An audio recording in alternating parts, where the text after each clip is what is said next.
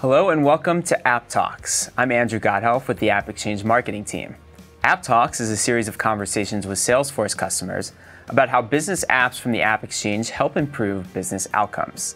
Today, I'm joined by J.R. Pershall, Vice President of Preemptive Love Coalition, and we're here to talk about how Sage Intacct has helped improve the operational efficiency and overall mission of Preemptive Love Coalition. JR, thanks so much for joining me today. Thanks, Andrew. It's good to be here. So, Preemptive Love Coalition, it's an amazing organization, but for those in the audience who may not know what it is, can you give us a little background? Absolutely.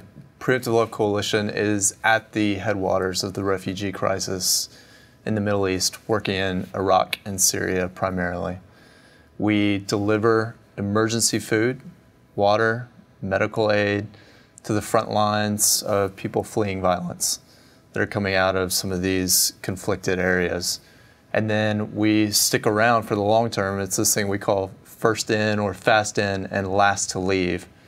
We stick around for the long term to try and help these families get back on their feet by providing economic development opportunities for them, small business grants, these kinds of things to help families actually get back to, life as normal as quick as possible. Yeah, that's an important mission, and there's obviously a lot to do. As Vice President, what are you responsible for? Absolutely. I help to facilitate basically everything that happens on the U.S. side of our organization. I help to lead our fundraising efforts and lead our communications team. And then there's a ton of logistical things that I help handle on the day-to-day side. So we're here to talk about Sage Intacct and want to understand its impact on Preemptive Love, but in order to do so, I think it's important to go back and talk about some of the challenges that you faced first. So from a technology standpoint, what were you maybe struggling with before Sage? I think it's important for me to say here, over the last 4 years, the organization has been on this huge kind of growth curve. Our work has basically multiplied across every kind of statistical category that you could measure things on, whether that's people served, whether that's actual, relief items or businesses started for the people that we serve, whether that's money raised, whether that's money spent. Like all of those categories, we've been on this kind of growth curve over the last few years, and we really reached a very heightened, acute pain point in December 2016, and the crisis in the Middle East was at its all-time high. Things were falling apart in Syria as well as Iraq. ISIS was everywhere, and the way that we were set up as an organization with some of the technology that was kind of undergirding us began to just fall apart. As things were heightening in Syria, and we'd been working for a couple of months leading up to kind of things really reaching their height in Aleppo. When all of that happened, our donors responded in the most amazing way. They showed up online, making donations, and there was a 24-hour period in which we processed over 16,000 unique donations. Wow. And basically, when all of that happened, the CRM world and the accounting world fell apart under the weight of that kind of situation, mm-hmm. and that left us in a really interesting spot. It was amazing that people showed up the way that they did, and what it has allowed us to do, the lives that we're being able to change because of the way that people showed up, has been nothing short of amazing. But it created at probably the worst time possible for us, the end of the fiscal year, December, high fundraising season.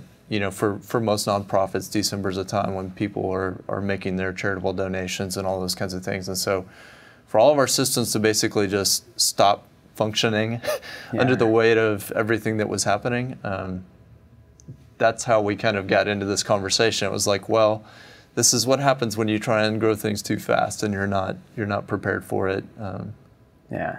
So realizing that you may not be able to predict the next time that an influx of donations would come in like this, what was the process that you set out to find a new solution? Absolutely. So we knew that day when all of this was falling apart, like, oh man, we've got this really big systemic problem that we're gonna have to deal with, and that's what got us on the hunt.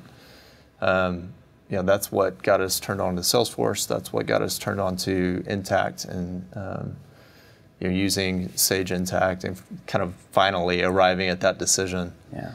And what were the big things that stuck out in terms of why Sage Intacct was the right choice for you? Absolutely. There's a lot of different things that go into that make Sage Intacct a fantastic solution. The open API architecture that it's built on is huge for us. The fact that custom dimensions and just the dimension structure in general, the way that it's set up to be able to do all kinds of reporting across all these different variables is huge for us in the way that we work and the way that we do things. The previous solution, if we wanted to get, if we've got a project that's, running across multiple years, and trying to surface different, what's billable, what's like internal, allocated, kinds of things, like all of this type of stuff, we didn't have any visibility to, or if we wanted visibility to it, we were going to spend hours and hours and hours to try and gain that kind of visibility, from an accounting perspective and just number crunching and all of that. And so I think those are the primary things that really led us to say that, Sage Intacct was going to be the solution that we were going to roll with.